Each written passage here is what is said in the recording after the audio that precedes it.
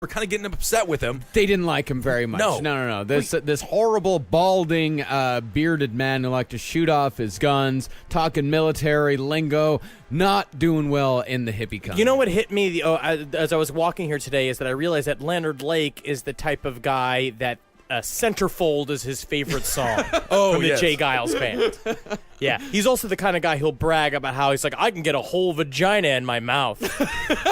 Where he'll like just put the bottom lip at the bottom of the vagina. I'm like, and then like weirdly tongue stab the middle of it. Just strategically missing all the sensor points of a vagina that might make a woman aroused. Exactly. Yeah, perfect. Yeah. So Leonard Lake, he was, and this is not surprising at all, a big fan of Soldier of Fortune magazine. Nothing like a good, even-tempered magazine.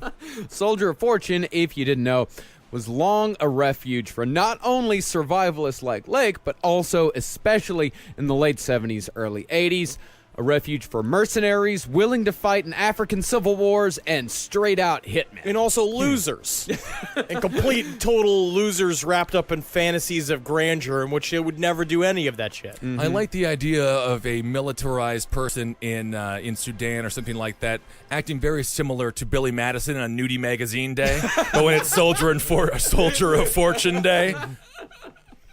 So Lake, looking for a friend to share his survivalist knowledge and lifestyle with, placed an ad under the name Tom Myers and got responses from enough people that when former soldier Mark Novak got a hold of him, Lake had long been known in the survivalist community. And I'll put it this way, Leonard Lake was really good at making up fake names. Great at it. Good pseudonyms, because Tom Myers sounds like a guy who definitely wouldn't be raping a bunch of people in a bunker. No, absolutely It not. sounds like a guy who would just be sort of looking at a bunch of people in a bunker, hanging out with them, being one of a member of a group of people inside of a bunker. Yeah, he's a guy who has his own mayonnaise jars in the basement. He calls it Myers Mayonnaise, and he's going door to door and selling it throughout the neighborhood. And it really rolls off the tongue when you want to meet somebody and go, hi, my name is Tom Myers. Yes. So, Novak, 21 years old, visited Lake at the ranch for 3 days and had a reasonably good time. You know, they played, some pinochle, and they hung out. They watched some old episodes of MASH, and then he made some mashed potatoes, but that was it, which was weird to have just carbs and no protein for food. But they were good. They were really salty, but they were good. Showed him some nudie pictures and cocked a couple Always of guns. that. Always showing the nude. We cannot stress this enough, how Leonard Lake would show nude pictures that he had taken To every person that he met. everybody. But Novak came away. He did have a good time, but he came away from the experience describing Lake as a bit of a, quote, shit talker. Well, he was a shit talker. At this point, all he was talk about his bunker and all the things he had prepared for the end times. Because at this point, he was just living in a trailer. Yeah. Right. Desperately looking for other survivalist friends, which is just like the weakest thing for survivalists to do. I thought survivalists were all about how, like, I stand on my own. I thought it was about being alone and only needing, like, one pair of shoes. Well, maybe if he had more, if he saw more action in Vietnam like John Rambo did, he would know how to truly be a survivalist. No. All Leonard Lake spent his time doing, as far as I could tell, the extent of Leonard Lake's survivalist skills was putting shit in a plastic drums and burying it out in the woods. He learned how to twist knobs on a radio in the army on our dime. Oh, my God. So, at the very least, Novak had a good enough time with Leonard Lake to suggest the experience to his new friend, Charles Ng. Just the fact that anybody could be friends with either one of these pieces of shit. It's just like, I can't believe how long... Jeffrey Dahmer needed a friend. Yeah, but Jeffrey Dahmer needed a friend. These guys are just having friends come out of the woodwork. They're having, like, poker games. Well, I would say these guys are slightly more personable, and they have the ability for friendship slightly more than Dahmer. I guess so, but their main focus is building bunkers and group rape. Much less dangerous for the friend if you don't have a drill bit going through your skull in an attempt to make you a human sex zombie. well, that is an interesting thing about Charles Ng and Leonard Lake. See, Leonard Lake really only had one friend throughout his life, Charles Fat Man Gunner. But Charles Ng. Fat Charles. It was more specific than that. Excuse me, Fat Charles Gunner. But Charles Ng, he made friends wherever he went. He had friends in the army, places that he would work at later on. He had friends there. Every time he got into trouble, Leonard Lake or Charles Ng always had somebody to call. But he was just a sour little man. Every time you hear him talk, he's just like, oh, you know, they always lie about what I do. Lie about what I done, and I was just hanging around. I just hanging around. You know, I come around and I bring, yes, I do. I bring a big fancy pot. Yes, I brought a walk. Oh, is it funny? Is it funny? Everybody laugh about the things I bring to the friendship. I mean, we can learn a lot from the movie The Hangover. It's always kind of fun to have a feisty Asian fella hanging around. I guess so. Yeah, I suppose so. So Ng, at this moment, is serving in the Marines in Hawaii. And his time in the Marines was fairly uneventful until the eventual crash and burn. He was generally described as a loner, although he would entertain his fellow soldiers with his kung fu skills, which he would kick pencils out of their hands. And he was actually known for his kung fu skills and pretty good with nunchucks. This is my question, again. Do we actually have witness testimony written down that says he was good at nunchucks? Or is he just one of those pieces of shit that you'd meet at, like, day camp when you're, like, 12 years old, who's just like, oh, yeah, I'm pretty much an expert at nunchucks. You should come by my garage. I have, it's two paper towel rolls tied together with rubber band. I'm not fucking across the face and wood blind. Yeah, I mean, you just have to take him at his word. The same way as the 6'7" man, I just say, I can dunk the basketball. And everyone's like, I'm sure you can. I can't get off the ground. Yeah, but one look at your ankles and they know that you're not much of a jumper. That's right. I used to have blood clots when I was 21, and it really messed with my ankles, so thank you, Henry. Well, Charles Ng was described by former commanders as an exemplary Marine. As far as Marines went, that because he was also obsessed with violence. Like, he was the type of guy that would chant the Marine, like the type of shit that they chant during the run, like the jogs during boot camp. He would say stuff like, no kill, no thrill. Over and over and over again. Private, listen, I love your exuberance, all right? But I'm really going to need you to hit some of the L's in this, okay? I know there is a barrier here, and I understand that we here in the Marines, we're equal opportunities. We're really going to try for you to hit these L's, all right? Okay, of course, Commander. Yes, sir. No kill. All right, just repeat. No kill, no thrill. No kill. No kill. No thrill. Just give me gun. Just give me gun. Why everybody always complain about how I say things and what I do and what I bring to friendship? So, despite being a weird guy, he's always, and that's the other thing they said, that he'd constantly be in the corner practicing his spicks. Fucking loser. No, I mean, this is what he has to do. I mean, how difficult is it for an Asian American to find a identity in this country, especially at this time? All he had was Bruce Lee and Kung Fu films. What else was he supposed to do? Hey, we have some great Asian personalities that made their way in this country. Tila Kobayashi. Okay. We got Kobayashi, and we got Sun Yi Allen. So big players out there. George Takei. At this point, he was nothing. He was Sulu at this point. People were making fun of him. And the guy that was the butler in the Green Hornet, Kato. That's Jackie. That's Bruce Lee. Bruce Lee. But I think that Charles Ng is not doing anything for Asian culture, doing high kicks, being like, oh, I dare a bird can't even close to me. Because a bird even comes close, I destroy it with I got a big swipe kick. Big swipe quick.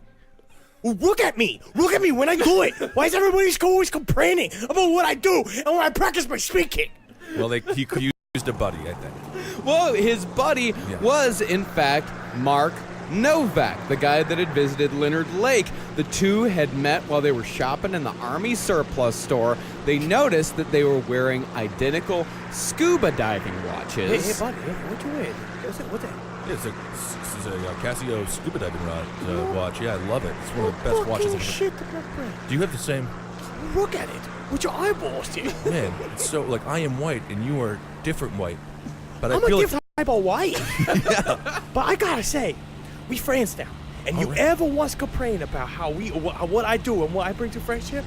I tell you what, I will put you down in a bunker. I tie you to a recliner bed. I cut off your clothes with scissors, and I'll watch you as my body prays with your balls. I think I'm going to recommend this guy go meet that psycho Leonard Lake to get him away from me.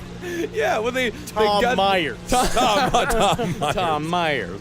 Well, they did, after they met at the Army surplus store, they decided to go have a soda together because they're both sober. Which also shows me this is the problem. If you do have a drinking problem or a drug problem, I'm glad that you get out of it and you're sober and then you're being strong. But a lot of times it means that you're an insufferable piece of shit. I have no problem with recovering alcoholics, but for the person who's never touched any drugs, including pharmaceutical drugs, at any point in their life, you haven't lived. Yeah. So while they're having their soda, they started talking about, survivalism, which Charles Ng was already pretty into. And Novak mentioned, hey, I just stayed a few days with this guy out in California. His name is Tom Myers.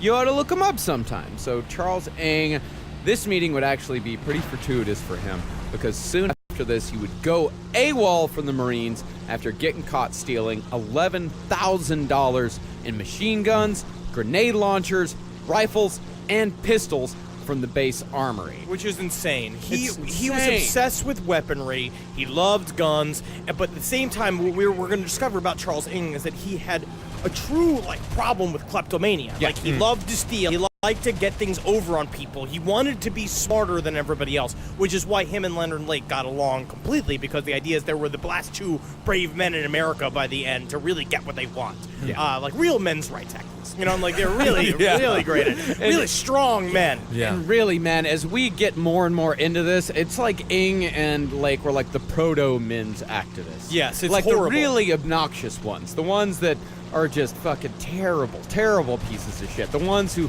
refer to women as whores constantly. Yes. Yeah. And he set all this up where he was talking a bunch of shit about how he was going to rob the armory, and everyone's been like, all right, Charles, whatever, man. I don't think you should.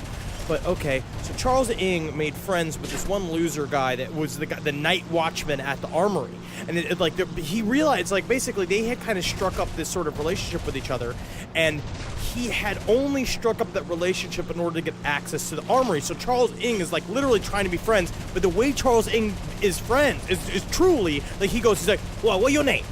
Your name is Brian? We friends, huh, Brian? Yeah, is that fun? Yeah, we friends, huh? I show you the nunchuck. Come back, my. Oh, look, you see my car here? I got a nunchuck, and I got picture of Bruce Lee, because you know why?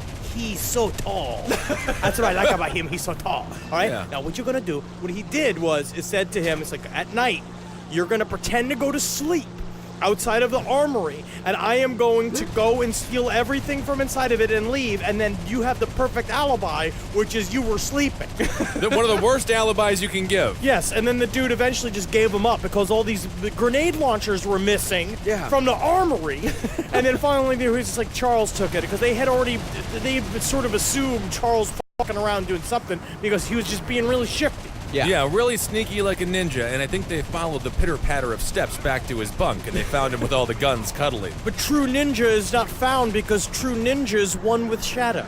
That is a good point. So Ng, after he was caught, he managed to escape the custody of the chasers, which is slang for military police. He climbed out of the window and camped out in the Hawaiian jungle for a few days, where he said he, quote, Developed diarrhea from being continually wet. And that's not my fault, because I go out there and they're like, yeah, no, I go out in Hawaii, yeah, of course, yeah, it's a beach area, right? And there's pretty water everywhere. But I assume I go lay down next to a volcano, it gotta be dry, right? It's a volcano made out of rock, Well, it's wet, right? And now I'm sitting around, and I've got a wet bottom, and I've got diarrhea out of my pants, and I can't hide my guns anymore. Everybody's always complaining. Yeah, there was no toilet paper or anything. How did you clean up, or you just... I found a koala. You used a koala bear Yes. to wipe your butt. You see, a koala bear is made out of toilet paper. But have you ever seen that? Have you ever seen the ad with the two bears, and he gets a poo-poo on the outside of his The fur? Charmin ads, yeah. That's what they don't show you. It's that they skin a koala, and they take the surface half of the koala, and they wrap it in bear bibs with it. So toilet paper is made out of koala. So after a few days of diarrhea in the jungle, Ng eventually ventured out, called up Mark Novak, told him to put him into contact with Leonard Lake. But unfortunately for Ng, Leonard was no longer residing at the hippie ranch that we talked about in our last episode. For after months, the surrounding hippies complaining about Lake's bad habits, the conflicts eventually came to a head when Leonard's shed, stockpiled with ammunition, caught fire and exploded in a hail of metal debris and bullet fragments. Which seems to be the number one reason why you don't have a stockpile of bullets and fucking ammunition. Oh, I That's love why you the don't idea. have a stockpile. I'm a huge fan. 4th of July came early that year. Oh. I mean, these are fireworks, but in their truest form. But can you imagine that? Just like a hippie, it's like you got the black magic, like the cult guys, like next to Leonard Lake, and they're just hanging out, like trying to drink a goblet of grape juice and going like, it's like, I think we're going to have a plentiful fall solstice, and they'll sort of flash. I like the way that Lawrence Lake shook up that community. Oh, they he should be shook 'em up. shook up a little bit. Yeah, shook him up enough where they kicked his ass out. like Sinbad in the movie House Guest. That's right. Those white suburbanites needed a little bit of culture in their life. So after being kicked out of the ranch, Leonard and Cricket landed in Philo, California, attracted by a magazine article that described Philo as the perfect place to sit out a worldwide nuclear holocaust. Gotta get there. Gotta get to Philo. So Leonard got a job managing a hotel, while Cricket continued her career as a teacher's aide. And shortly after relocating, the two got hitched on September 13th, 1981, with Fat Charles serving as best man, just as Leonard had done for him years before. Now that's true friendship. Yeah. It is. So Charles Ng would arrive soon after the marriage, and the three of them made fast friends and moved out to Indian Creek Ranch. And the owner of the hotel that Leonard Lake was managing was reportedly happy to be rid of the guy who seemed to only be able to talk about the nuclear holocaust and his quote-unquote ops. God, what a pain in the asshole he must have been. Yeah. Right, and those are the worst kinds of pain.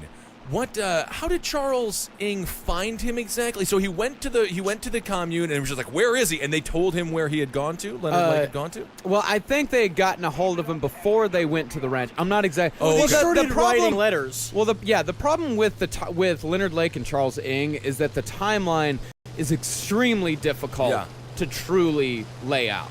Was because it was this kind of drifter mentality. Leonard Lake had no real address. He was going between various hippie communes. He was operating under a pseudonym, like getting letters sent to him from various survivalists who were also writing under pseudonyms. The whole point is to be completely isolated and secret.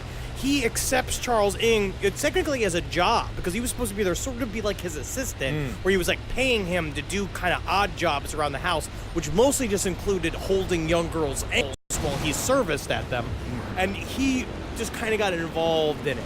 But you know how it was. It was like Charles Ng